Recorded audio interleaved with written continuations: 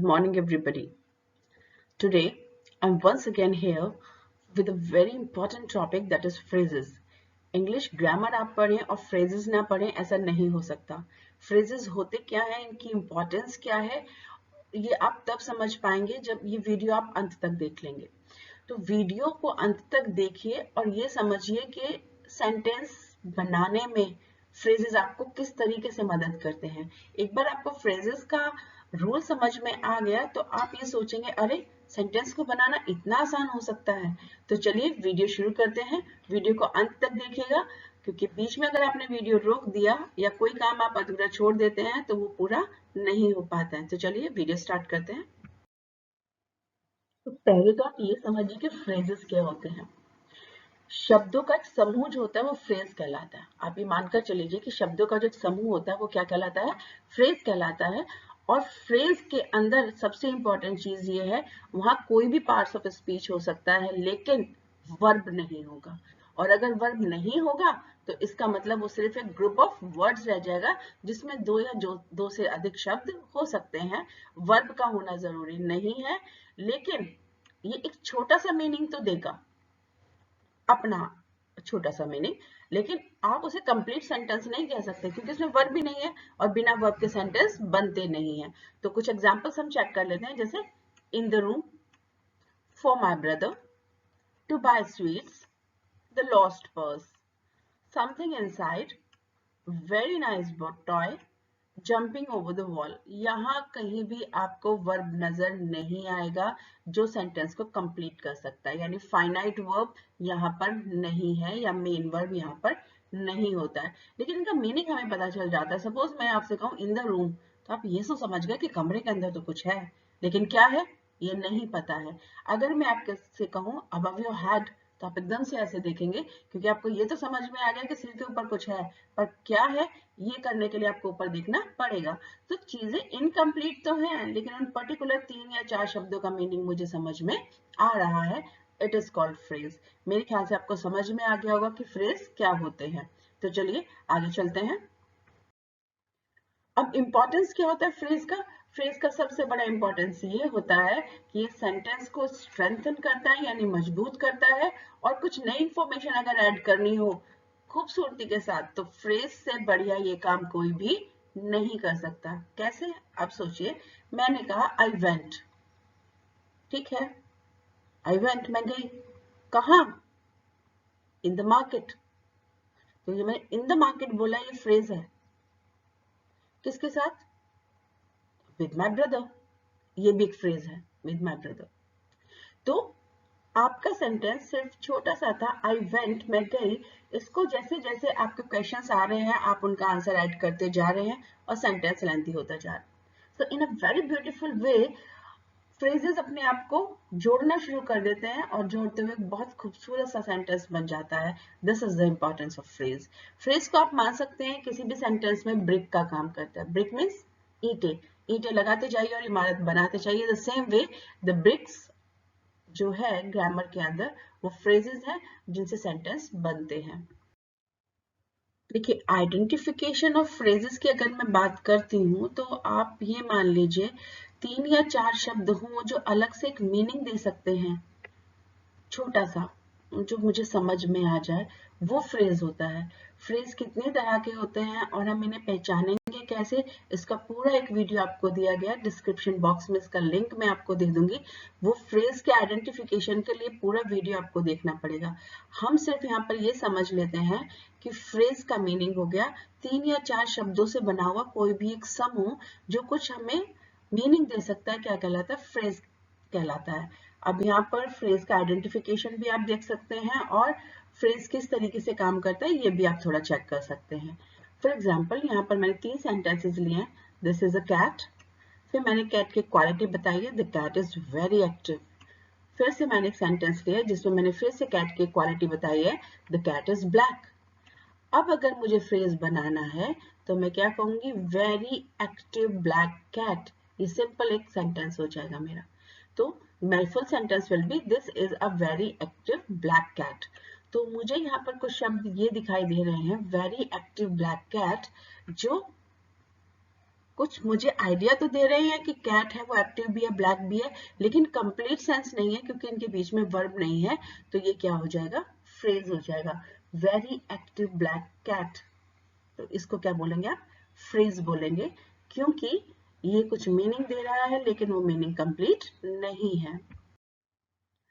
अब फ्रेजेस का यूज कैसे करते हैं, अब ये देख लीजिए। फिर से मैंने यहाँ पे 4 सेंटेंसेस लिए हैं, आप उनको इजीली देख सकते हैं। I went to market, it was evening, I was with my brother, we were to buy sweets. मैं बाजार गया, शाम का समय था, मेरा भाई मेरे साथ था और हमें स्वीट खरीदने जाना था। ये 4 सेंटेंसेस हो गए। इनको अगर मैं इस तरह से बोल रही हूँ तो कुछ अधूरा सा लगता है, बीच में अटका अटका सा लग रहा है। इसको एक साथ लॉजिकली हम जोड़ देंगे तो देखिए कितना प्यारा सेंटेंस बनता है।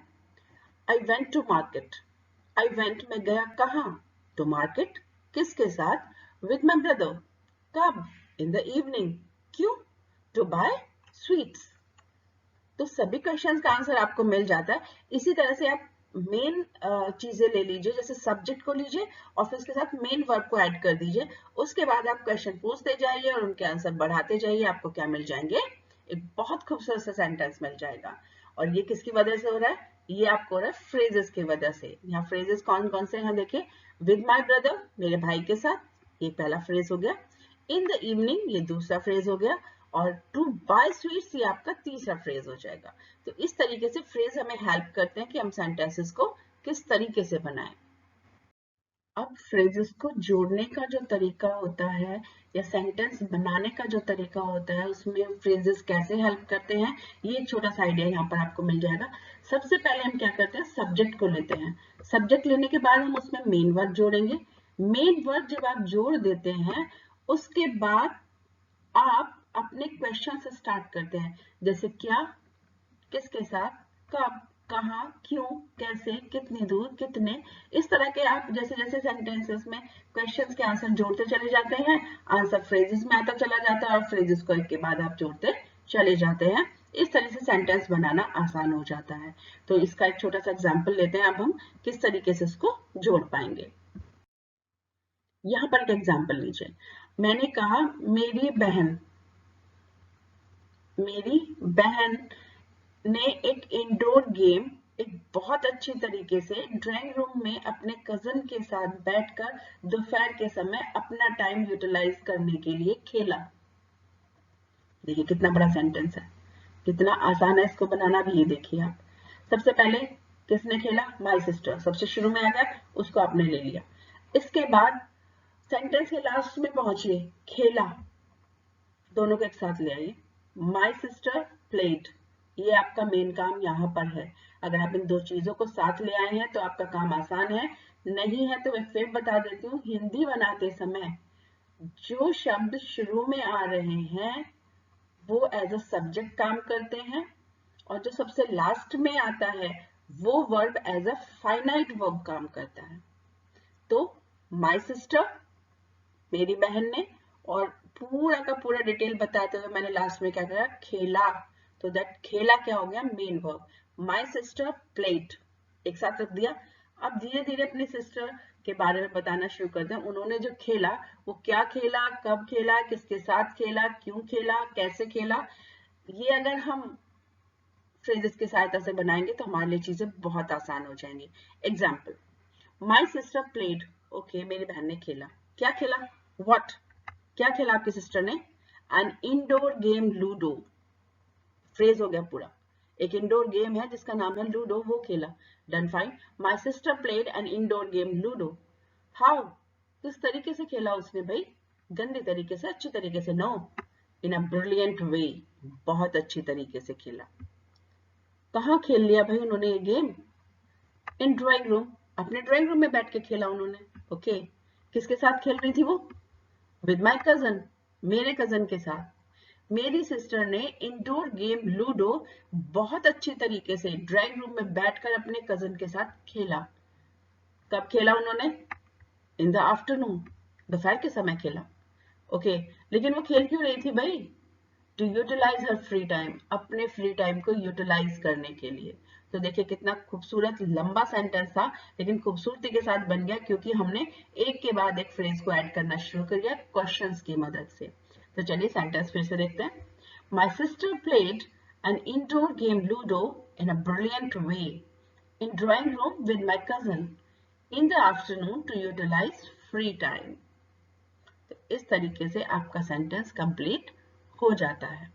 देखिए कितना आसान है फ्रेज की सहायता से आपका क्या बनाना, सेंटेंस बनाना। अब बस आपको एक दुविधा हो सकती है यहाँ पर, हमें कैसे पता चलेगा जो बीच में आने वाले जो वर्ड्स हैं या फिर जो वर्ब्स हैं स्पेशली वो फाइनाइट है या नॉन फाइनाइट है। तो चलिए उसके लिए नेक्स्ट हम लोग स्लाइड देखते हैं। अब फाइनाइट और नॉन फाइनाइट वर्ब्स को पहचानने के लिए हमें क्या करना पड़ेगा, ये देखना पड़ेगा कि वर्ब की first form, second form, third form and ING form ये किस तरीके से सेंटेंस में लगी होती है कि हम पहचान लें ये फाइनाइट है या नॉन फाइनाइट। फाइनाइट वर्ब की सबसे बड़ी पहचान ये होती है कि जब आप हिंदी बनाएंगे तो सेंटेंस के लास्ट में आपको मिलेंगे। वैसे भी अगर वर्ब की फर्स्ट फॉर्म की हम बात करते हैं सबसे पहले, तो अगर इनके सामने कोई भी सब्जेक्ट के अलावा चीज नहीं लगी हुई है तो इसका मतलब ये फर्स्ट फॉर्म के सामने कोई हेल्पिंग वर्ब नहीं है, तो इसका मतलब हो गया ये आपकी मेन वर्ब है। लेकिन अगर फर्स्ट फॉर्म के सामने टू लग जाता है तो मान लीजिए ये आपकी नॉन फाइनाइट रहेगी। एग्जाम्पल आप चेक कर सकते हैं।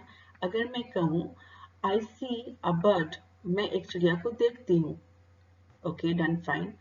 आई गो टू स्कूल, मैं घर जाती हूँ। तो यहाँ पर गो और कम वर्ब की फर्स्ट फॉर्म है जिनसे पहले कुछ भी नहीं लगा हुआ है, तो ये क्या हो गई, राइट वर्ड्स यानी फाइनाइट वर्ब या मेन वर्ब हो गई। दूसरी हो जाती है आपके नॉन फाइनाइट। अब नॉन फाइनाइट में क्या आता है, I go to school to study. अब स्टडी भी आपका वर्ब है लेकिन स्टडी से पहले क्या लग गया, टू लग गया, तो ये किस में आ गया, नॉन फाइनाइट में। नॉन फाइनाइट वर्ब को एक्चुअली फॉल्स वर्ब कहते हैं। ये दिखने में तो वर्ब जैसे हैं लेकिन काम नहीं करते वर्ब का, ये काम नहीं करेंगे वर्ब का, इसलिए इनको नॉन फाइनाइट कहा जाता है या फॉल्स वर्ब्स भी कहा जाता है इनको। तो यहाँ वर्ब की फर्स्ट फॉर्म से पहले अगर टू लग गया तो समझ लीजिए ये आपका नॉन फाइनाइट है, यानी ये कि रियल वर्ब नहीं है, इसकी हिंदी सेंटेंस के लास्ट में नहीं आने वाली है।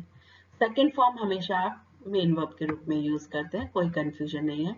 अब थर्ड फॉर्म से पहले अगर हेल्पिंग वर्ब के रूप में हैज, हैव और हैड लगा हुआ है तो समझ लीजिए कि ये आपका मेन वर्ब है।